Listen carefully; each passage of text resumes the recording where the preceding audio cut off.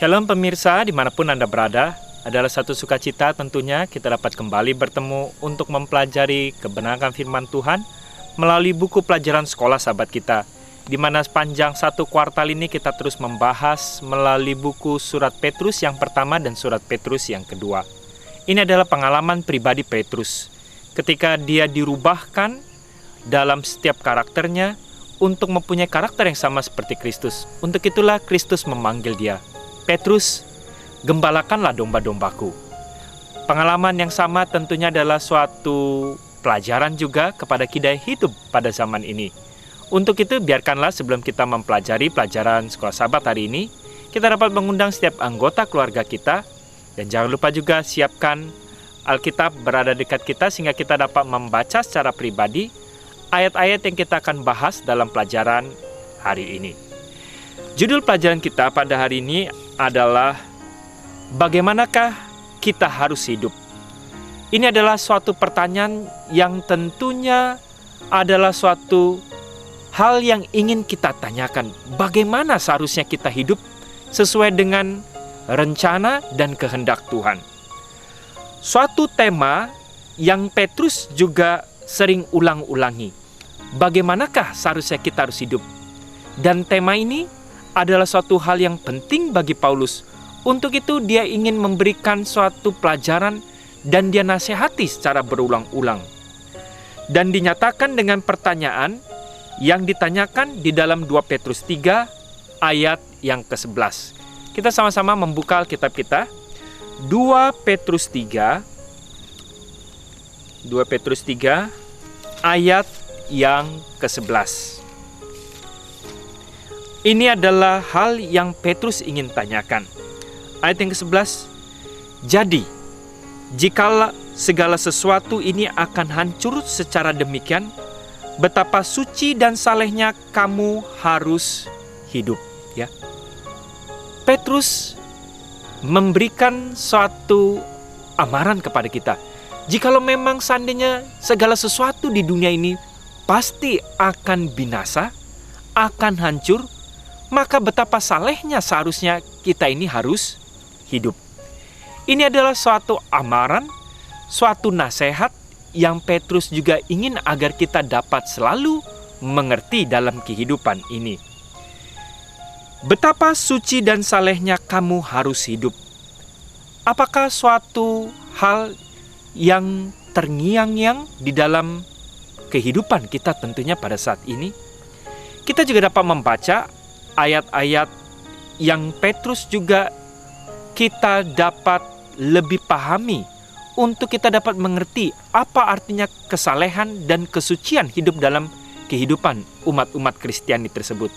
Yang pertama kita dapat membaca 1 Petrus 1 ayat 15 sampai 17 ya. 1 Petrus 1 ayat 15 sampai ayat 17. Jikalau kita sudah menemukannya, kita dapat membaca bersama-sama 1 Petrus 1 ayat 15 sampai 17. Di sini dikatakan ayat 15, tetapi hendaklah kamu menjadi kudus, kata Petrus, di dalam seluruh hidupmu, sama seperti Dia yang kudus. Ya, Petrus ingin memberikan suatu gambaran. Hendaknya kehidupan kita kudus, sebagaimana dengan Kristus yang memberikan contoh pengajaran dalam kehidupan yang kudus. Yang telah memanggil kamu, sebab ada tertulis, kuduslah kamu sebab aku kudus. Ya, karena Tuhan yang memanggil, kuduslah kamu sebab aku ini juga kudus. Dan jika kamu menyebutnya Bapa, yaitu Dia yang tanpa memandang muka menghakimi semua orang menurut perbuatannya, maka hendaklah kamu hidup dalam ketakutan selama kamu menumpang di dunia ini. Ya, kembali kita diingatkan, kita di dalam dunia ini adalah suatu perjalanan hidup yang hanya sementara saja. Tapi seringkali kenikmatan-kenikmatan dunia ini atau setan terus berusaha bahwa kita hanya berfokus dalam hidup yang sementara ini, sehingga kita hanya menghabiskan waktu, tenaga, dan pemikiran ataupun keegoisan kita hanya untuk mempertahankan hal-hal yang sementara ini. Tetapi Petrus kembali mengulangi, seharusnya kita menyadari bahwa hidup kita ini di dalam dunia ini kita hanya sebagai orang yang menumpang, ya. Karena Tuhan telah memberikan suatu hal yang indah. Dan jikalau kita memanggil Dia adalah Bapa, seharusnya kita mempunyai karakter yang sama dengan orang tua kita. Yesus telah memberikan betapa kudusnya kehidupannya. Apakah kita seharusnya juga memiliki karakter yang sama? Tentu dengan kekuatan yang Tuhan berikan, Tuhan dapat merubahkan kehidupan kita sehingga kita memiliki karakter yang sama dengan karakter Bapa kita. Kemudian kita juga dapat membaca ayat yang ke-22 dalam 1 Petrus 1 ayat yang ke-22. Jadi karena kamu telah menyucikan dirimu oleh ketaatan kepada kebenaran. Proses penyucian ini adalah suatu proses yang dijalani dengan belajar menjadi taat. Taat kepada apa? Taat kepada kebenaran akan firman Tuhan. Sehingga kamu dapat mengamalkan kasih persaudaraan yang tulus ikhlas. Hendaklah kamu bersungguh-sungguh saling mengasihi dengan segenap hatimu. Dan buah daripada karakter Kristus itu, kita dapat mengasihi dengan setulus hati, ya. Karena kamu telah dilahirkan kembali bukan dari benih yang fana, ayat 23, tetapi dari benih yang tidak fana, oleh firman Tuhan yang hidup dan yang kekal. Sebab semua yang hidup adalah seperti rumput, dan segala kemuliaannya seperti bunga rumput. Rumput menjadi kering dan bunga gugur, tapi firman Tuhan tetap untuk selama-lamanya. Inilah firman yang disampaikan Injil kepada kamu. Jadi kembali kita diingatkan bahwa kebenaran akan firman ini adalah kekal adanya, yang juga dapat merubah setiap kehidupan kita untuk menuntun kepada suatu kehidupan kekal. Kembali ditanyakan, jadi sebagaimana seharusnya kita hidup?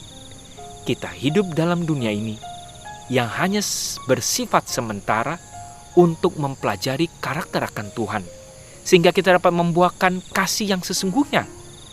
Dan kasih yang kekal itu akan menuntun kita mempunyai karakter yang sama dengan karakter Bapa, dan suatu saat nanti kita akan hidup kekal bersama dengan Tuhan yang mengasihi kita.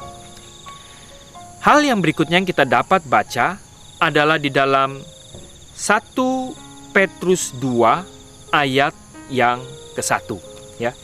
1 Petrus 2 ayat yang ke-1. Karena itu buanglah segala kejahatan, segala tipu muslihat, dan segala macam kemunafikan, kedengkian dan fitnah. Jadi inilah hal-hal yang seharusnya kita buang dalam kehidupan kita, yang kita tentu alami setiap hari. Sering kali kita ini menjadi orang-orang yang munafik. Sering kita dengki, sering kita benci, iri hati, dan sering yang terutama adalah kita memfitnah, menyatakan atau membesarkan hal-hal yang sebenarnya tidak sesungguhnya hal seperti itu, tapi kita buat hal itu menjadi jauh lebih parah lagi ketika kita membicarakan orang lain yang berada di sekitar kita.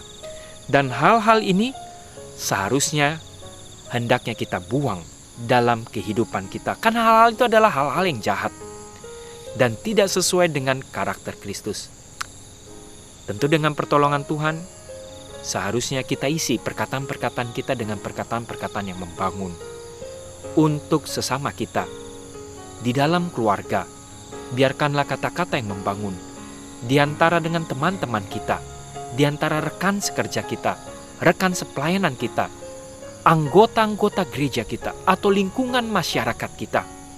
Biarkanlah perkataan kita adalah perkataan-perkataan yang membangun.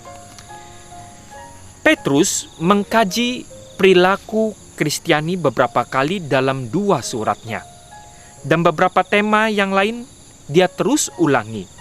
Pertama, Petrus dua kali menekankan hubungan antara penghakiman Tuhan dan perilaku orang Kristen, ya.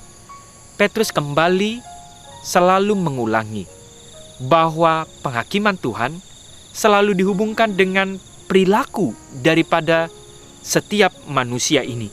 Karena yang Tuhan adili adalah apa yang kita katakan dan kita perbuat, atau perilaku kita lah.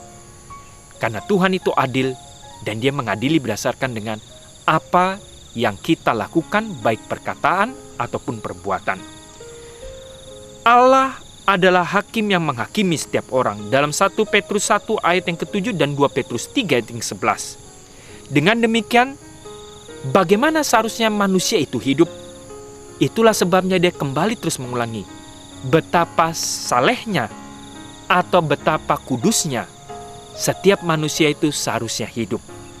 Kedua, berapa kali Petrus menyebutkan bahwa orang Kristen atau pengikut Kristus haruslah kudus? Dalam Alkitab bahasa Ibrani, yaitu di dalam buku Perjanjian Lama, hal-hal kudus itu dikhususkan untuk selalu digunakan dalam hal-hal bait suci, ya, atau bait Tuhan. Kita dapat baca di dalam Keluaran 26 ayat 34 sebagai salah satu contohnya. Keluaran 26 ayat 34. Kita dapat membaca Keluaran 26 ayat yang ke-34. Saya akan bacakan ayat 34. Tutup pendamaian itu haruslah kau letakkan di atas tabut hukum di dalam tempat yang maha kudus, ya. Kalimat kudus, kata kudus maksud saya di dalam Keluaran 26 ayat 34 adalah kata yang sama juga yang digunakan oleh Petrus dengan kata kudus tersebut. Contoh-contoh lainnya juga terdapat di dalam Keluaran 28 ayat 36, Keluaran 29 ayat 6, dan Keluaran 29 ayat 37, ya. Atau kata kudus juga digunakan untuk maksud daripada Tuhan sendiri. Misalnya di dalam Kejadian 2 ayat 3, bahwa hari Sabat, hari yang ke-7 adalah kudus adanya. Bahkan rencana Tuhan adalah bahwa umatnya itu haruslah kudus. Sama seperti Dia adalah kudus, suatu tema yang disentuh Petrus selalu berulang-ulang, ya. Jadi proses mengkhususkan sesuatu itu kudus adalah disebut dengan proses penyucian. Dan keinginan Petrus adalah bahwa pembacanya dikuduskan oleh Roh dan taat sebagaimana Yesus itu taat dalam kehidupannya. Hendaknya kehidupan kita juga merupakan suatu gambaran yang sama sebagaimana dicontohkan oleh Yesus. Ketiga, Petrus telah memberikan beberapa hal spesifik untuk jenis perilaku yang sesuai bagi mereka yang dikuduskan. Mereka yang dikuduskan haruslah membersihkan diri tentu dari kejahatan. Dan masing-masing kita menyadari kejahatan-kejahatan apa yang selalu kita ulang-ulangi. Dan Tuhan itu mengetahui. Jadi ketika kita dinyatakan bahwa hendaknya kita hidup kudus, bukannya karena kita ketakutan akan hukuman Tuhan. Tuhan bukanlah Tuhan yang kejam yang ingin menghukum.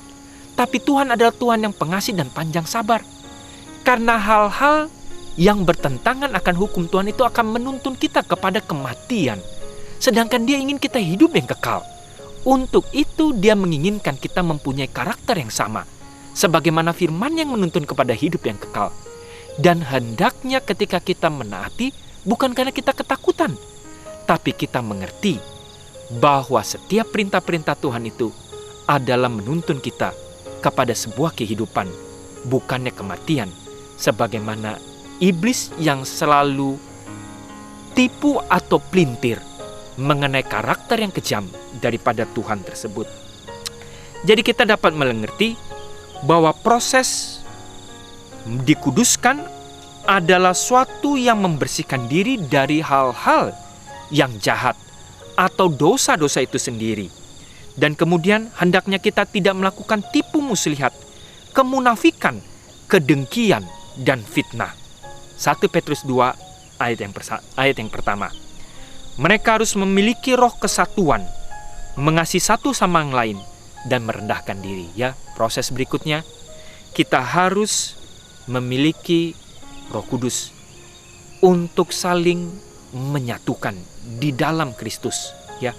Kemudian kita akan mengasihi satu dengan yang lainnya dan kita belajar untuk merendahkan diri.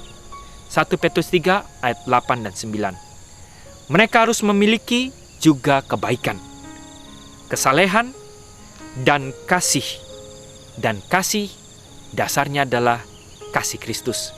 Kasih itu sabar, dan kasih itu dapat menanggung sabar dalam segala sesuatu.